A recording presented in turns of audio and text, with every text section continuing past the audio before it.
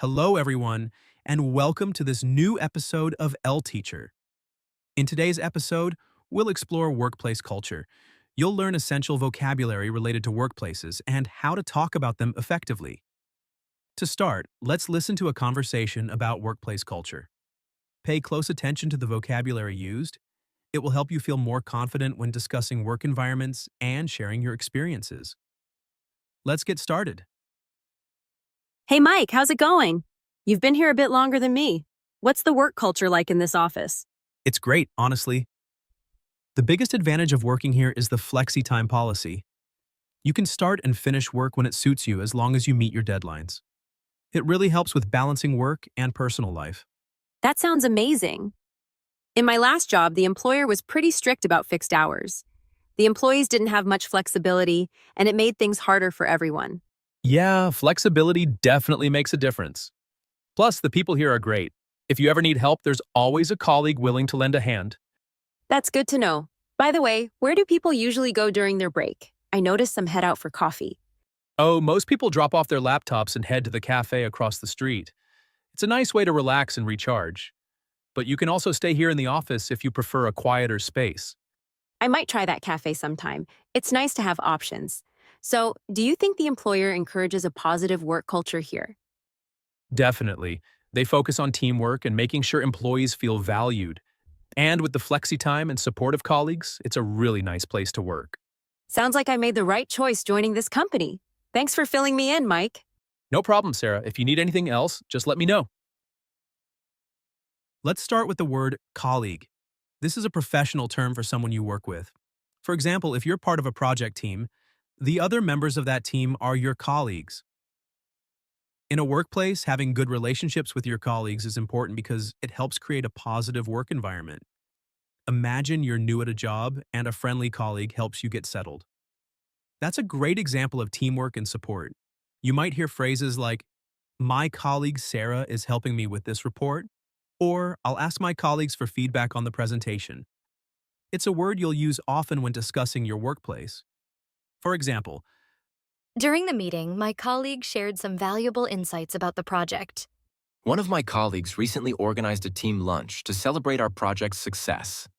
using the word colleague instead of coworker sounds more formal and professional, especially in interviews or workplace discussions. Make it part of your vocabulary to elevate your professional communication. An advantage is something that puts you in a better position or gives you a benefit compared to others. In a workplace context, an advantage can refer to anything that improves your situation, like a skill, policy, or opportunity. For example, you might say, "One advantage of working here is the flexible schedule," or "Knowing a second language is a big advantage in customer service roles." You can use the word advantage to highlight your strengths or to discuss the benefits of working for a specific company. For instance, "One advantage I bring to this role is my ability to adapt quickly to new tools and processes." For example, The main advantage of living close to the office is that I don't waste time commuting. A big advantage of this company is the opportunity to learn new skills through training programs. when using the word advantage, focus on specifics. Whether it's a personal strength or a company policy, being clear about the benefits makes your point more impactful. A break refers to a short period of time during work or an activity when you stop to rest, relax, or recharge. In the workplace, breaks are essential for maintaining productivity and avoiding burnout. For example, you might take a coffee break, a lunch break, or even a quick break to stretch and clear your mind. In many workplaces, taking regular breaks is encouraged because it helps employees stay focused and productive. You might hear someone say, "Let's take a break and come back to this in 10 minutes," or "I usually take a short break in the afternoon to grab a snack." For example, after working on the report for 2 hours, I decided to take a quick break to grab a coffee. My favorite part of the workday is the lunch break when I can step outside and enjoy some fresh air. Taking breaks isn't just about relaxing, it's about improving your overall productivity and focus. Even a 5-minute break can make a big difference in your workday. Drop-off can have different meanings depending on the context, but in the workplace, it often means delivering something or someone to a specific place. It can also refer to a decrease in something, like productivity or sales. This phrase is commonly used when talking about delivering something. For example, you might say, I need to drop off these documents at the HR office. Or, can you drop off the package on your way to work? In a workplace setting, dropping off something usually means completing a quick task like handing over paperwork, reports, or even returning borrowed equipment. It's a casual and practical phrase you'll hear often. Sometimes drop off can also mean a decrease, like when someone says, "We noticed a drop off in sales last month. I need to drop off the signed contract at the client's office before noon." This morning, I dropped off some training materials at the meeting room before heading to my desk. Drop off can also mean a reduction in performance or numbers. For example, there was a significant drop off in productivity during the holiday season. Think of a situation where you had to drop off something at work. How would you describe it? Write down a sentence using the phrase like, "I need to drop off these invoices at the finance office." Let's talk about the phrase flexi time. This is a great benefit in many modern workplaces, allowing employees to have more control over their schedules. With flexi time, you don't have to stick to the traditional 9 to 5 hours. Instead, you might choose to start earlier and leave earlier, or come in later and stay later. Whatever works best for you. For example, you might hear someone say, "My job offers flexi time, so I usually start at 7 a.m. and finish by 3 p.m." Or, "With flexi time, I can adjust my hours to pick up my kids from school." Since my company introduced flexi time, I've been able to avoid rush hour traffic by starting work earlier. Thanks to the flexi-time policy, I can take a long lunch break to run errands and make up the time later in the evening. Think about how flexi time could benefit you. If you had the chance to adjust your work hours, what would your ideal schedule look like? Write it down and practice explaining why it works for you. An office is a physical space or environment where people work. It can refer to a specific room, a building, or even a general work setting. In modern times, the word office is also used metaphorically for remote or virtual workspaces. For example, you might say, "I work in an open plan office with my team," or "I'm heading to the office to finish a report."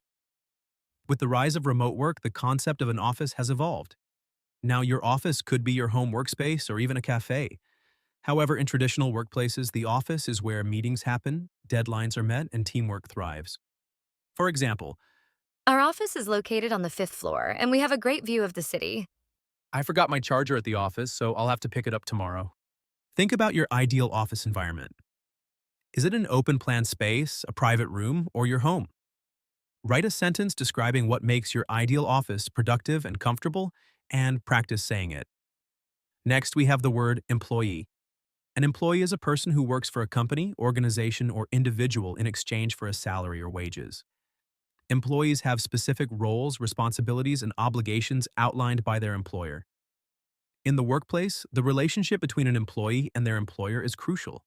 The employee is responsible for completing tasks and contributing to the company's success, while the employer provides compensation and a safe work environment. You might hear sentences like, "The company values its employees and offers great benefits," or, "As an employee, I'm responsible for managing client accounts." Understanding this word is essential for talking about workplace roles and dynamics. For example, "As an employee, I always strive to meet my deadlines and contribute to my team's success." The company organized a wellness program for all its employees to promote work-life balance. Highlights how employers often provide benefits for their employees. Think about your role as an employee in your current or past jobs. Write down one key responsibility you had as an employee and one benefit you appreciated. Practice describing this in a sentence like, "As an employee, I managed client accounts and appreciated the company's professional development programs." An employer is a person, company, or organization that hires people, employees, to perform specific tasks in exchange for compensation, such as a salary or wages. The employer is responsible for providing a safe work environment, fair pay, and other benefits outlined in the employment contract. For example, if you work for a bank, the bank is your employer. My employer introduced a flexible work schedule, which has made balancing work and personal life much easier. My employer organized a training session last month to help employees improve their skills. Think about your current or past employer. How would you describe them in one or two sentences? Write it down and practice saying something positive like, "My current employer supports professional growth and encourages collaboration among employees." Finally, let's listen to the conversation one more time and try to identify the vocabulary we've just learned. Hey, Mike, how's it going? You've been here a bit longer than me. What's the work culture like in this office? It's great, honestly. The biggest advantage of working here is the flexi-time policy. You can start and finish work when it suits you as long as you meet your deadlines. It really helps with balancing work and personal life. That sounds amazing. In my last job, the employer was pretty strict about fixed hours. The employees didn't have much flexibility, and it made things harder for everyone. Yeah, flexibility definitely makes a difference. Plus, the people here are great. If you ever need help, there's always a colleague willing to lend a hand. That's good to know. By the way, where do people usually go during their break? I noticed some head out for coffee. Oh, most people drop off their laptops and head to the cafe across the street. It's a nice way to relax and recharge. But you can also stay here in the office if you prefer a quieter space. I might try that cafe sometime. It's nice to have options. So, do you think the employer encourages a positive work culture here? Definitely. They focus on teamwork and making sure employees feel valued. And with the flexi time and supportive colleagues, it's a really nice place to work. Sounds like I made the right choice joining this company.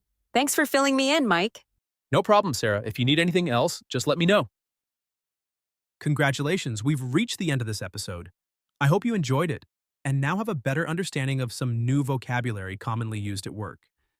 If you found this helpful, please share it with someone who might benefit from it too.